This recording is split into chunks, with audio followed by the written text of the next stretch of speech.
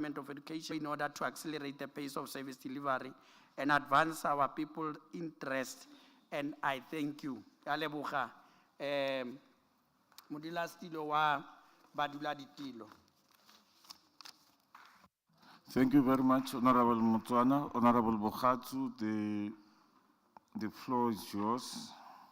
You have 11 minutes.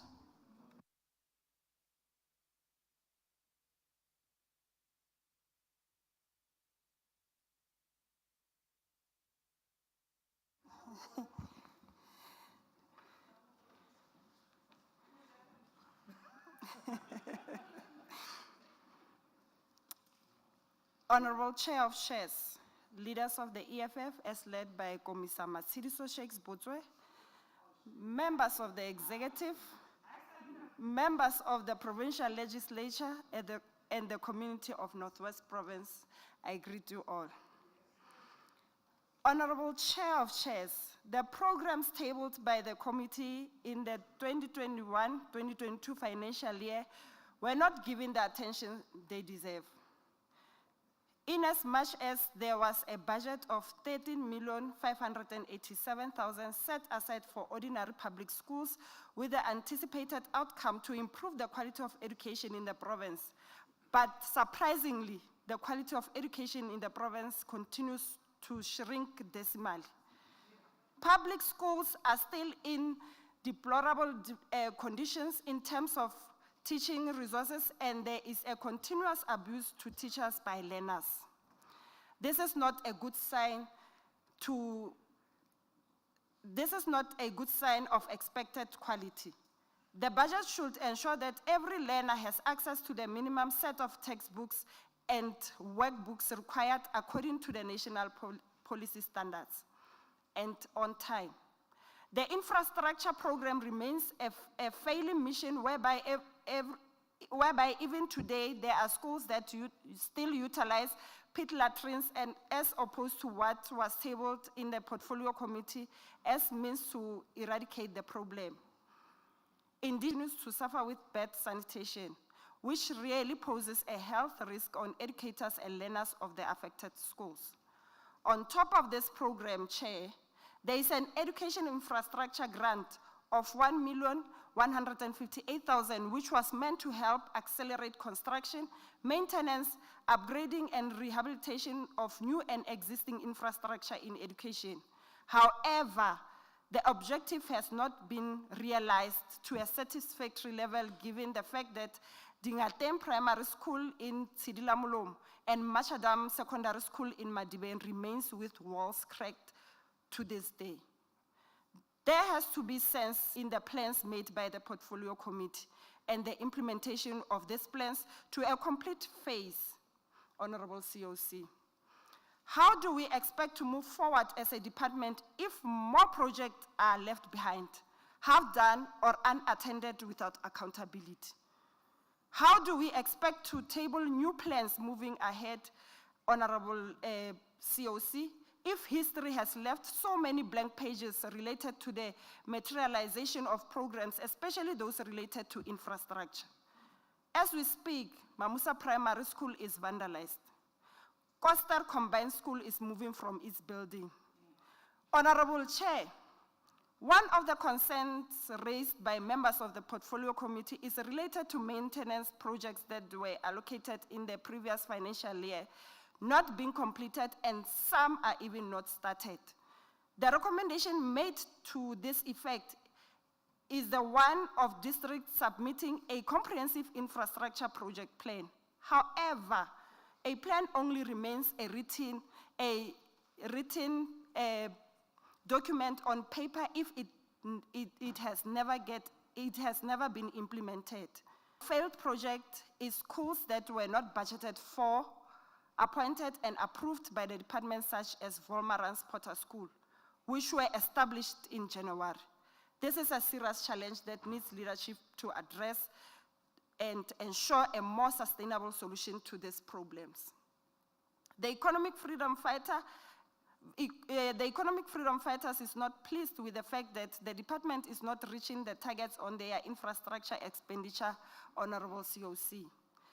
A budget of 2.4 billion is allocated for education infrastructure. However, execution is a principle that is not applied as a key focus to accomplish deliverables of each planned project in the Department of Education. This incompetence is compromising the pillar of the mass democratic revolution that speaks to free, decolonized, and quality education. Education quality, Honorable COC, depends on the amount of resources injected into the education system, as well as on institutional settings that condition the efficient use of available resources.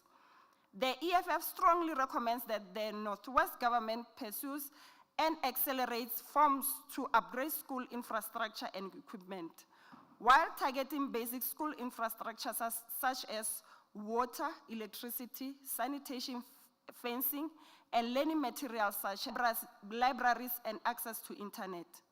Improving the frequency and quality of the monitoring and supporting services provided to schools by district offices, partly through better use of e-education, will enforce accountability and inevitably make a difference in the education system of Northwest Province.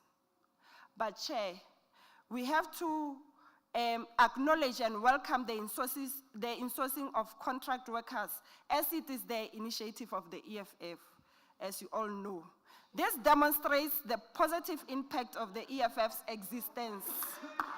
Indeed, the EFF leads.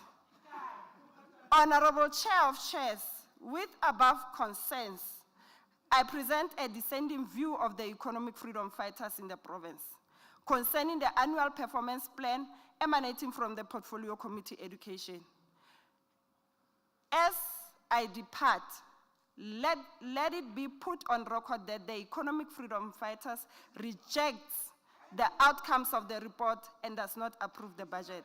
Thank you. Thank you very much, Honorable Bukatu.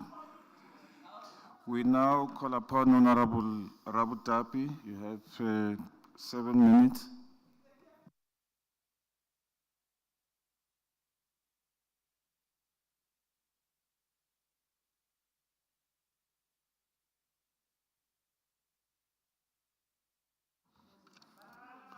Thank you, Honorable Chair of Chairs.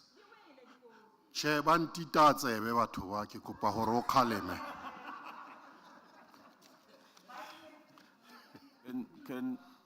Thank you, Chair Can of we have Chairs. order? Honorable Rabutapi, the floor is yours. The department's budget for 2023-2024, it's 20,575 million. Considering the plethora of concerns and problems in Northwest Province schools, this budget is insufficient to say the least.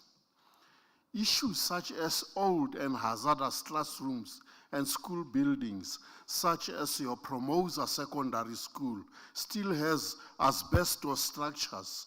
Also, their electricity has been terminated. Chair of Chairs, as well as teacher shortages, overcrowded classrooms, and schools without access to water and sanitation or electricity are only a few of the myriad challenges faced by this department. The annual performance plan appears to lack a meaningful action plan to address these challenges, with references to providing water infrastructure to only 84 schools, power infrastructure to only 35 schools, and sanitation facilities to just 43 schools. Under sub-program 6, infrastructure development, the budget allocation is 1.2 billion.